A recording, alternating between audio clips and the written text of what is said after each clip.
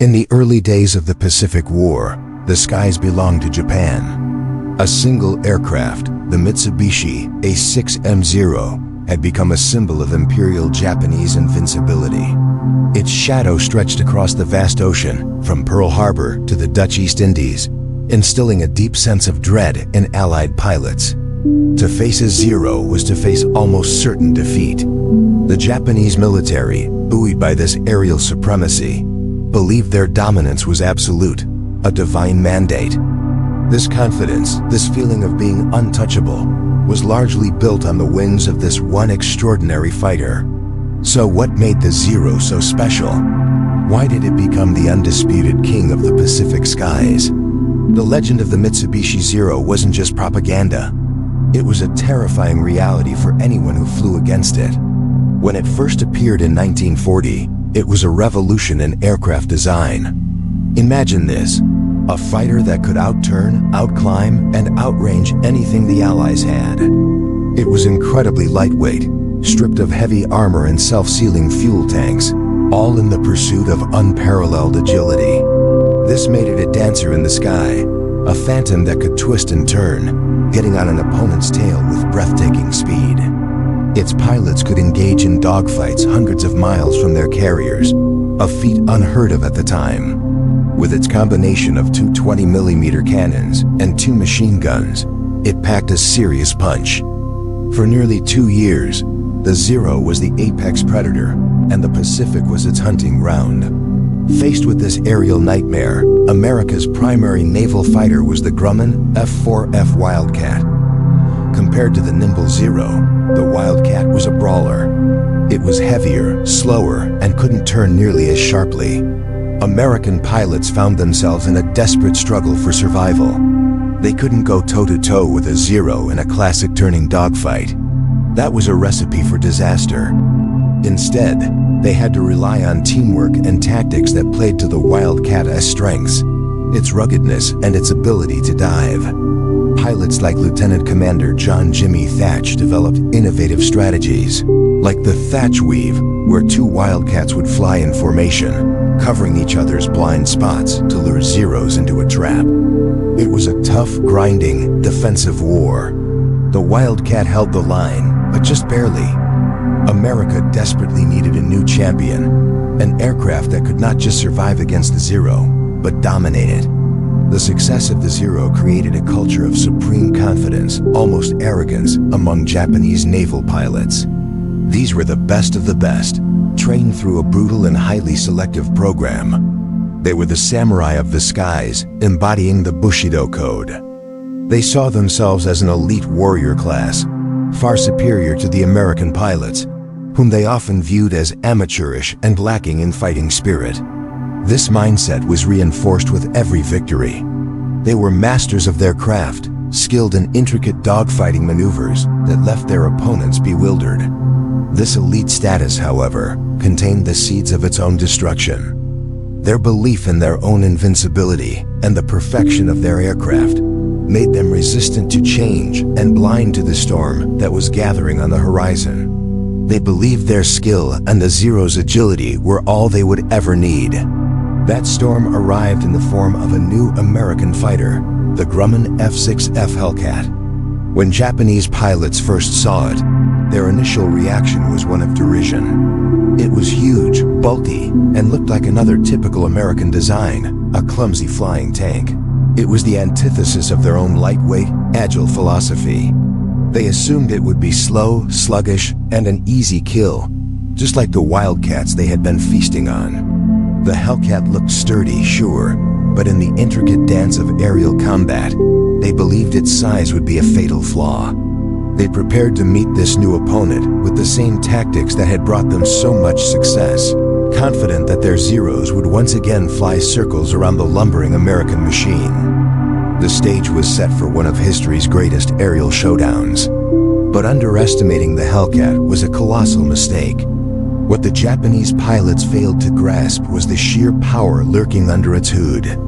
The Hellcat was built around the massive Pratt & Whitney R2800 double Wasp engine, a 2,000 horsepower beast. Yes, the plane was big, but that engine gave it incredible speed, especially in a dive, and a phenomenal rate of climb. While a Zero could outturn it at low speeds, the Hellcat pilot could simply use its superior power to dictate the terms of the engagement. If a Zero got on his tail, he could dive away, leaving the lighter Japanese fighter far behind. It could then use its momentum to climb back up and re-engage from a position of advantage. American designers had learned the hard lessons of the early war. They didn't try to beat the Zero at its own game. They changed the game entirely. The Hellcat was also built like a fortress. It had heavy armor plating protecting the pilot and critical components, and its fuel tanks were self-sealing, meaning they could absorb hits without erupting in flames. An American pilot could take a beating and still fly home, a luxury the Zero pilot, sitting essentially on top of an unprotected gas tank, did not have. This resilience gave American pilots a huge psychological edge. They could fly with more aggression, knowing their aircraft could forgive a few mistakes. The armament was also brutal. 6 50 caliber machine guns that could shred a fragile Zero in a matter of seconds. Grumman, the manufacturer, had earned the nickname the Iron Works for a reason. They built planes to last and to win. The first major clash between the Hellcat and the Zero occurred in late 1943, and the results were a brutal shock to the Japanese. American pilots, many of them new but well-trained, finally had a plane that could match and exceed their enemies. They used boom and zoom tactics, diving down at high speed, making a single devastating firing pass, and then using their momentum to climb away to safety. The classic turning dogfights that the Zero pilots excelled at were a thing of the past. Suddenly, the hunters became the hunted. The kill ratios began to shift dramatically. The sky, once the Zero's playground, was quickly becoming the Hellcat's domain. This culminated in the infamous Great Marianas Turkey Shoot in June 1944. During the Battle of the Philippine Sea, wave after wave of Japanese aircraft were sent to attack the American fleet. They were met by swarms of Hellcats. The result was a slaughter. American pilots, with their superior aircraft, better training, and advanced radar guidance from their carriers, decimated the Japanese formations. In one single day, the U.S. Navy claimed to have shot down over 300 enemy aircraft for the loss of just a handful of their own. It was a staggering lopsided victory that shattered the myth of the invincible Japanese naval air arm. The elite pilots Japan had spent years training were wiped out, and they could never be replaced. The Hellcat had not just defeated the Zero, it had broken the back of Japanese air power. By the end of the war, the F6F Hellcat had amassed an incredible combat record, accounting for over 5,200 enemy aircraft destroyed in the Pacific Theater, more than any other Allied aircraft. Its kill-to-loss ratio was an astonishing 19-to-1. It was, without a doubt, the Zero killer. The story of the Hellcat is a powerful lesson in wartime innovation. It shows how a nation, pushed to the brink, can analyze its enemy's strengths, learn from its own weaknesses, and develop a weapon that not only counters the threat, but completely overwhelms it. It wasn't about building a better Zero. It was about building a better fighter. The Hellcat brought an end to the Zero's reign and cleared the skies, paving the way for the final Allied victory in the Pacific. The Akutan secret: designing a predator. In the early days of the Pacific conflict, American pilots were in for a rude awakening. The Mitsubishi A6M Zero was a marvel of aviation engineering. It was incredibly agile, could outturn and outclimb anything the Allies threw at it. For pilots flying the F4F Wildcat, encountering a Zero was often a one-way ticket. The situation was grim, and America needed an answer, fast. That answer came from a remote, fog-shrouded island in the Aleutians. In June 1942, a Japanese Zero, flown by Petty Officer Tadayoshi Koga, crash-landed on Akutan Island. While the pilot tragically died, his nearly intact aircraft was a treasure trove of intelligence. This was the famous Akutan Zero. American naval intelligence officers swarmed over the captured plane. They meticulously disassembled it, studied its construction, and most importantly, they flew it. The tests revealed the Zero's secrets. Yes, it was nimble, but that agility came at a price. To be so light, it had virtually no armor to protect the pilot and no self-sealing fuel tanks. It was a glass cannon. Dive at high speed, and its controls would stiffen, making it sluggish. Put it into a roll to the right, and it was much slower than a roll to the left. These were the weaknesses the next American fighter would exploit. Enter Grumman, a company with a reputation for building tough, rugged aircraft, earning it the nickname, the Iron Works. They were already working on a successor to the Wildcat, but the intelligence from the Akutan Zero was a game changer. They didn't need to outturn the Zero. They needed to overpower it. The design philosophy shifted. Speed, climb rate, and ruggedness became the top priorities. The heart of this new beast was the Pratt & Whitney R280 double wasp engine. This 18-cylinder radial engine was a monster, churning out over 2,000 horsepower. It was raw, unadulterated American muscle. This powerful engine would allow the new fighter to dictate the terms of engagement. It could climb faster and dive harder than the Zero. The strategy was simple. Don't get into a turning fight. Use your superior power to hit and run, a tactic known as boom and zoom. But power was only half the equation. Grumman knew that pilots were the most valuable asset. Unlike the Zero, the Hellcat was built to bring its pilot home. The cockpit was wrapped in armor plating. The fuel tanks were self-sealing. If punctured by a bullet, a rubber lining would swell up and seal the hole, preventing catastrophic fires. The windscreen was made of bulletproof glass. A Hellcat could absorb an astonishing amount of damage and keep flying. Pilots felt safe in the Hellcat, which gave them the confidence to push the aircraft and themselves to the limit. Another ingenious feature was its folding wing mechanism, a Grumman specialty. This allowed more Hellcats to be packed onto an aircraft carrier's deck and hangar bay. More planes meant more firepower, more sorties, and overwhelming numerical superiority in battle. When a fleet of Hellcats rose to meet an incoming Japanese raid, the sky would turn dark with American fighters. The Hellcat first saw combat in August 1943, and its impact was immediate and devastating. The kill-to-loss ratio was staggering. For every Hellcat lost in air-to-air combat, American pilots shot down 19 enemy aircraft. It was a massacre. The days of the Zero's dominance were over. Veteran Japanese aces who had once ruled the skies were now the hunted. The Battle of the Philippine Sea in June 1944 perfectly illustrates this. The engagement became famously known as the Great Marianas Turkey Shoot.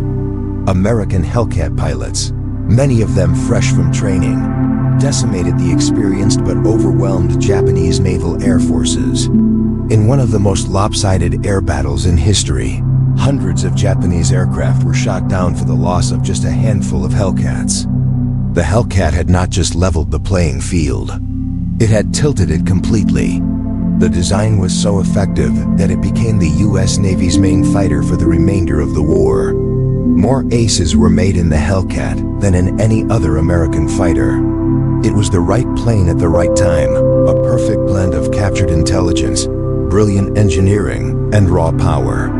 From a secret discovery on a desolate island to the undisputed king of the Pacific skies, the Grumman F6F Hellcat story is a testament to innovation and adaptation. It wasn't just a machine of war. It was a lifesaver, a shield for the fleet, and the ultimate Zero killer that helped pave the way for victory in the Pacific. The turning tide, the end of Japanese air superiority. Before the Hellcat, the skies were the Zero's kingdom. American pilots in their F4F Wildcats learned hard lessons. The Wildcat was tough, but the Zero was a dancer. It could turn on a dime, climb like a rocket, and outmaneuver almost anything thrown at it. The Wildcat's only hope was teamwork and a tactic called the Thach Weave, a desperate defensive maneuver. Survival often depended more on luck and grit than on the machine itself. The U.S. Navy knew this wasn't sustainable. They needed more than just a survivor. They needed a killer. They needed a plane that could not just fight the Zero, but dominate it. The answer came from Grumman, the same company that built the rugged Wildcat. They called it the F6F Hellcat. It wasn't just an upgrade, it was a revolution. The first major test for the Hellcat came in November 1943, during the bloody battle for Tarawa Atoll. As Marines stormed the beaches, Hellcats from the USS Yorktown, Essex, and Independence flew cover. This was their combat debut, and the world was watching. Japanese pilots, confident in their Zeros, rose to meet the new American fighters. What happened next was a shock to the Imperial Japanese Navy. The Hellcats weren't playing the Zeros game. They were bigger, heavier, and far more powerful. The Japanese pilots tried their classic turning maneuvers, expecting the clumsy-looking American planes to be left behind. Instead, they found themselves staring down the barrels of 6 .50 caliber machine guns. The Hellcats tore through the Zero formations. The battle for Tarawa was a brutal slog on the ground, but in the air, it was a clear and decisive victory for the new American fighter. The first whispers of fear began to spread among the once invincible Zero pilots. A new king of the sky had arrived. So what made the Hellcat so effective? It was all about a fundamental shift in design philosophy. The Zero was built for agility above all else. It was lightweight, with minimal armor and no self-sealing fuel tanks, making it a dream in a slow-speed turning dogfight. The Hellcat, on the other hand, was a beast. It was powered by a massive 2,000 horsepower Pratt & Whitney double Wasp engine, nearly double the power of the Zero Sakai engine. This gave the Hellcat a crucial advantage: speed. It could outrun a Zero in level flight, and most importantly, could outdive it. The Zero might be able to turn inside a Hellcat, but the Hellcat could simply power away, climbing or diving at speeds the Zero couldn't match. The rules of engagement had changed. It was no longer about who could turn the tightest circle. It was about who controlled the energy of the fight. This new reality forced a tactical revolution for American pilots. Instead of trying to outturn the Zero, which was still a losing proposition, they adopted a strategy known as boom and zoom. It was simple, brutal, and incredibly effective. A Hellcat pilot would use their superior altitude and speed to dive down on a Zero from above or behind, unleashing a devastating burst of fire, and then use their powerful engine and momentum to climb back up to safety or zoom away. The Zero, with its slower dive speed and less powerful engine, couldn't follow. The Hellcat pilot could then reposition for another attack, repeating the process until the target was destroyed. This tactic played perfectly to the Hellcat's strengths, speed, power, and ruggedness, while completely neutralizing the Zero's agility advantage. The aerial ballet of the early war was replaced by the cold, hard physics of high-speed execution. And when a Hellcat got a Zero in its sights, the result was usually catastrophic for the Japanese plane. The reason? 6 wing-mounted M2 Browning, .50 caliber machine guns. This was an immense amount of firepower. Each gun fired heavy, high-velocity rounds, capable of shredding the Zero's lightweight airframe. Remember, the Zero had very little armor to protect the pilot or its critical components. It also lacked self-sealing fuel tanks, a standard feature on American fighters. A few hits from a .50 caliber could ignite a Zero's fuel tank, turning the plane into a fireball. A short 1-second burst from a Hellcat sent a torrent of lead into the air. For the fragile Zero, it was simply overwhelming. The Hellcat was not just a fighter. It was a flying shotgun designed to obliterate its specific prey. The sound of those 650s firing in unison became the death knell for Japan's air superiority. The psychological impact on Japanese pilots was profound. In the early days, they had dismissed American planes as clumsy and inferior. Their radio chatter was often filled with confidence, even mockery. But as the Hellcats began to fill the skies, the tone changed dramatically. Veteran Japanese aces, men who had tallied dozens of kills, were suddenly being shot down in staggering numbers. The kill-to-loss ratio was astonishing. By the end of the war, Hellcat pilots would be credited with over 5,000 enemy aircraft destroyed, with a kill ratio of about 19-1. The confidence on Japanese radio channels evaporated, replaced by frantic warnings, then confusion, and finally, silence. Entire squadrons would engage Hellcats and simply fail to return. The Hellcat didn't just break the Zero. It broke the spirit of the pilots who flew them. The once feared hunter had become the hunted. The Grumman F6F Hellcat was more than just a successful fighter plane. It was a war-winning weapon, an industrial marvel that turned the tide of the Pacific Air War. It was proof that the right design, coupled with the right tactics and flown by brave pilots, could overcome a seemingly insurmountable challenge.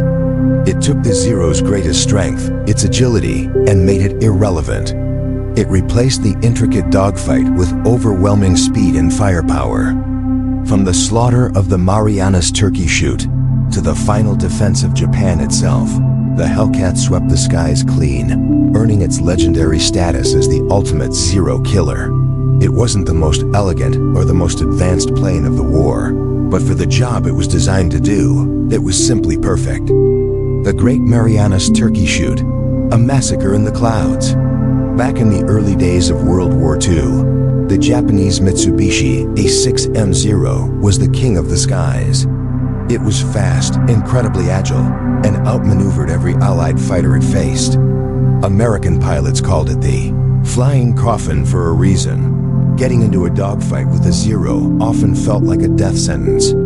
The Zero's lightweight design and powerful cannon made it a fearsome opponent, and it racked up an impressive kill count, helping Japan expand its empire across the Pacific at terrifying speed.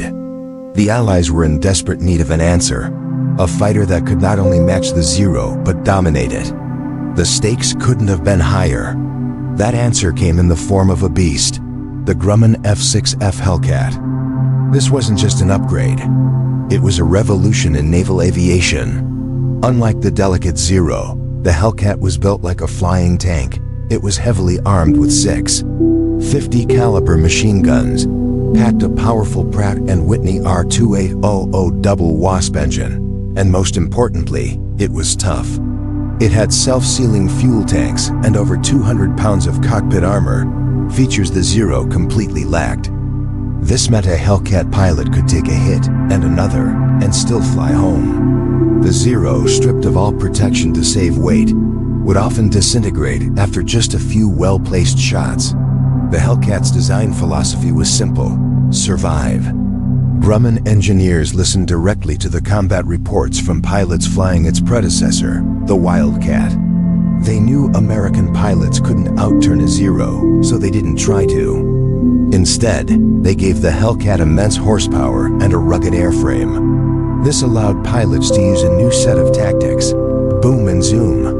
A Hellcat would dive on a Zero from a higher altitude, unleash a devastating volley of fire, and then use its superior engine power to climb away, leaving the slower climbing Zero far behind. It was a game changer.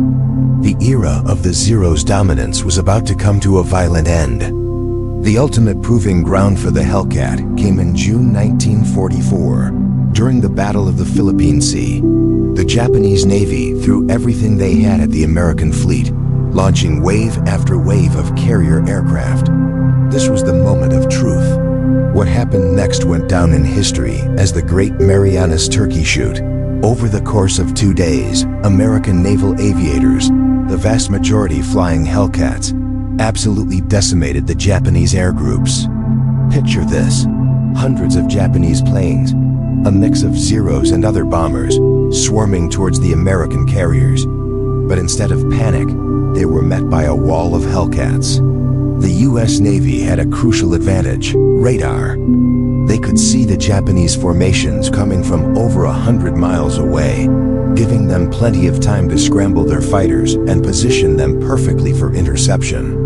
The Japanese, flying blind, were heading straight into an ambush. The results were staggering.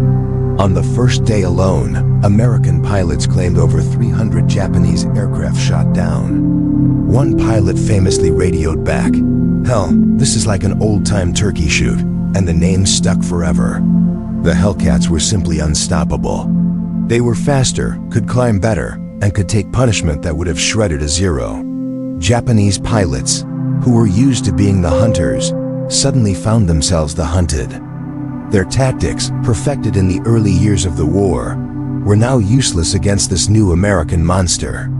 By the end of the battle, Japan had lost nearly all of its experienced carrier pilots and hundreds of aircraft. It was a catastrophe from which their naval air power would never recover. The Hellcat had not just won a battle. It had systematically dismantled Japan's aerial fighting force. The kill ratio tells the whole story. For every one Hellcat lost in combat, they shot down an incredible 19 enemy aircraft, 19 to 1. No other fighter in history has come close to such a lopsided record of success. The Hellcat had earned its title, the Zero Killer. So what made the Zero, once so feared, become such a death trap? It all came down to a fundamental difference in design philosophy. Japan bet everything on agility and range. To achieve this, they sacrificed everything else. The Zero had no armor protection for the pilot, no self-sealing fuel tanks. While this made it a world-class dogfighter in 1941, it also made it incredibly fragile. A few machine gun rounds into the wing root or fuel tank, and the whole plane would erupt in flames. As the war progressed, this weakness became fatal. The Americans learned from their mistakes. Their pilots were trained to avoid turning fights with Zeros, and instead use their plane's strength, speed, dive performance, and brute force. Furthermore, the industrial might of the United States meant they could produce Hellcats and train pilots to fly them at an astonishing rate. Japan, on the other hand, struggled to replace its losses. This leads to the final tragic element, the exhaustion of the elite. Japan started the war with some of the best trained and most combat-hardened pilots in the world, men who had been fighting in China for years. But their training program was brutal and couldn't produce new pilots fast enough. As these veterans were shot down one by one, they were replaced by rookies with only a few hundred hours of flight time. These new pilots were then thrown into combat against highly trained American aviators flying a superior aircraft. It was a recipe for disaster. The Great Marianas Turkey Shoot wasn't just a material victory. It was the final nail in the coffin for Japan's elite pilot corps. The experienced aces were gone, and the pilots who replaced them were simply outmatched and overwhelmed. The Zero, in the hands of an inexperienced pilot, was no longer a nimble warrior. It was just a flying coffin, a one-way ticket for a brave but doomed young man. From the skies over the Philippine Sea to the final days of the war, the Hellcat dominated the Pacific. It was the right plane at the right time, a rugged, powerful machine flown by well-trained pilots who used smart tactics to overcome a once invincible foe. It is a powerful lesson in warfare. It is not always about having the most agile weapon, but the one that allows your fighters to hit hard, survive the fight, and return to fly another day.